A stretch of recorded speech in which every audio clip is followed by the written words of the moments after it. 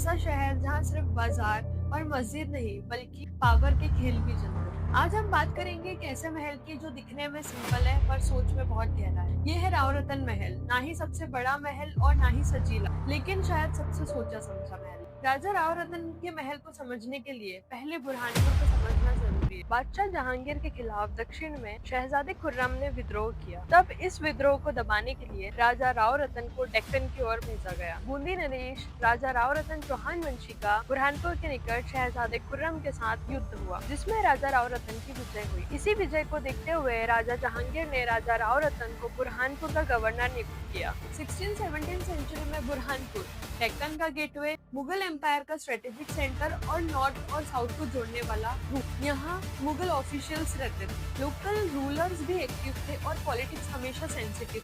ऐसे शहर में सिर्फ तलवार से राज नहीं होता था बल्कि दिमाग से राज होता था। राजा राव रतन कोई आम आदमी नहीं, माना जाता है कि राजा राव रतन लोकल रूलर या फिर नोबल। राजा राव रतन मुगल सिस्टम के अंदर काम करते थे, लेकिन अपनी अथॉरिटी और सेफ्टी को भी बचाना था। उनकी जिंदगी लॉयल्टी और कॉशन के बीच, रिस्पेक्ट और रिस्क दोनों साथ। इसीलिए राजा राव रतन को हर कदम सोच समझ के रखना पड़ता था, हर जगह भरोसा नहीं कर सकते। अब सबसे इम्पोर्टेंट सवाल, राजा राव रतन महल बनाया ही क्यों गया? इसका जवाब सिंपल नहीं है पर लॉजिकल। ये महल बना सेफ्टी के लिए, प्लानिंग के लिए और डिस्टेंस क्रिएट करने के लिए। शहर के बीच महल बनाने का मतलब होता है ज्यादा लोग, ज्यादा आंखें और ज्यादा खतरे। राजा राव रतन ने चुना शांत जगह, नेचुरल प्रोटेक्शन, कम एक्सेस और ज्यादा गंदगी। राजा राव रतन महल की लोकेशन की जगह कोई कोइंसिडेंस नहीं। इस जगह से सराउंडिंग्स क्लियर दिखता था, नेचुरल स्लोप्स थे और एंट्री और एग्जिट लिमिटेड। इसका मतलब कोई भी मूवमेंट पहले दिखता था, सरप्राइज अटैक मुश्किल था और इमरजेंसी में यहाँ से निकलना आसान था। ये महल एक बिल्डिंग नहीं बल्कि स्ट्रेटेजी मैप।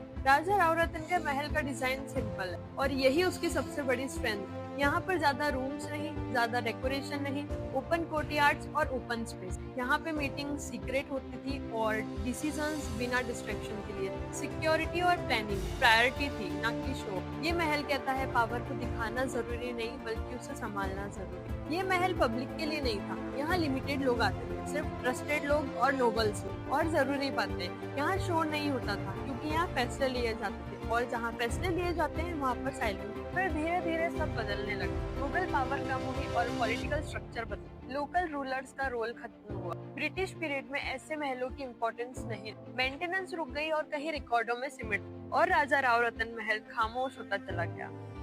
राजा राव रतन महल हमें एक बात सिखाता है, हर स्ट्रॉन्ग चीज लाउड नहीं होती और हर पावरफुल जगह फेमस नहीं होती और हर विरासत चमक के लिए नहीं होती। ये महल एक लेसन है, कभी कभी जिंदा रहने के लिए पीछे हटना भी एक स्ट्रेटेजी होती है। राजा राव रतन महल आज भी यही है पर उसे समझने वाला कोई चाहिए। अगर हम अपनी विरासत को नहीं समझेंगे तो हम अपनी पहचान भी खो देंगे। अगर आप ऐसे ही बुरहानपुर के भुले हुए राज, सच्ची कहानियां और इतिहास जानना चाहते हैं तो इस सफर में मेरे साथ बने रहिए। ये सिर्फ इमारत नहीं, बुरहानपुर का इतिहास है। मैं हूँ खुशी, बुरहानपुर की कहानियां लेकर और ऐसी अधिक कहानियां जानने के लिए मुझे फॉलो जरूर करें।